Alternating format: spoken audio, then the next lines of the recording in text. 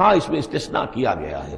الا الذین آمنوا وعملوا الصالحات، سوائے ان کے جو ایمان لائیں اور نیک عمل کریں، وذکروا اللہ کثیرا، اور پھر ذکر کثیر کی مداومت کریں۔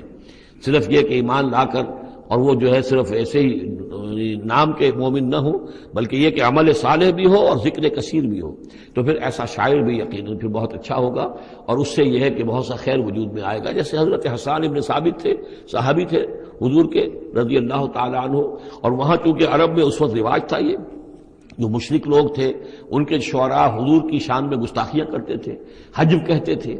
اور وہاں کے اس رواج کے مطابق پھر ضرورت پیش آئی کہ ان کے حجب کا جواب دیا جائے، تو پھر حضرت حسان ابن ثابت نے یہ فریضہ سے نام دیا، دربار نبوی کے وہ شاعر تھے، اور یوں سمجھیے کہ سب سے پہلے نعت کہنے والے حضرت حسان ہیں رضی اللہ تعالیٰ عنہ۔ لیکن یہ کہ بہرحال ان کا معاملہ جو ہے استثناء کے اندر آ جائے گا، اگرچہ ایک اعتبار سے ان کا معاملہ بھی مستثنیٰ نہیں ہے، وہ بھی میدان کے مرد نہیں تھے، وہ بہادر نہیں تھے۔ چنانچہ یہاں تک ہوا ہے کہ غزوہ احزاب میں جہاں حضور نے ایک بڑے مکان کے اندر خواتین کو جمع کر دیا تھا، وہاں انہیں پہرے پر کھڑا کر دیا، جنگ کے یعنی میدان جنگ پر محاذ پر تو جانے والی بات تھی نہیں ان کی، لیکن یہ کہ جہاں خواتین تھی کم سے کم ایک مرد کھڑا ہوا نظر آئے تو وہاں پر وہ حضرت احسان کو کھڑا کر دیا۔ کوئی ایک یہودی نظر آیا، حضرت صفیہ جو حضور کی پھوپھی تھی رضی اللہ تعالی عنہ، انہیں نظر آیا کوئی یہودی، اور وہ بڑے مشکوک انداز میں وہ چلا آ رہا ہے ادھر ادھر سے دیکھتا ہوا، تو اس کی کوئی نیت خراب ہے۔ تو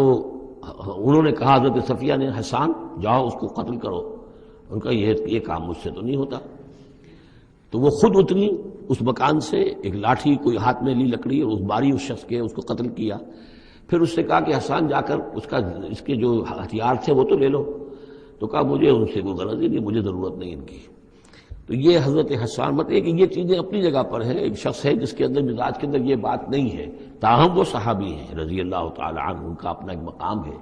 لیکن یہ کہ یہ جو شعراء والی بات جو یہاں پر ہو رہی ہے وہ کچھ اتنی پختہ ہے کہ اس میں استثناء جو ہوتا ہے اس کے اندر بھی کہیں نہ کہیں کوئی کسر رہ جاتی ہے۔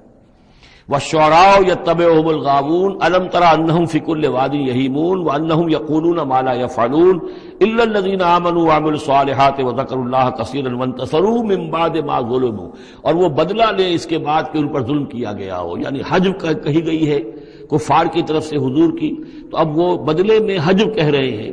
اور حضور کی طرف سے مدافعت کر رہے ہیں۔ تو یہ بھی جیسے کہ حضور نے فرمایا کہ جیسے مسلمانوں کے تیر اور تلوار جو ہیں وہ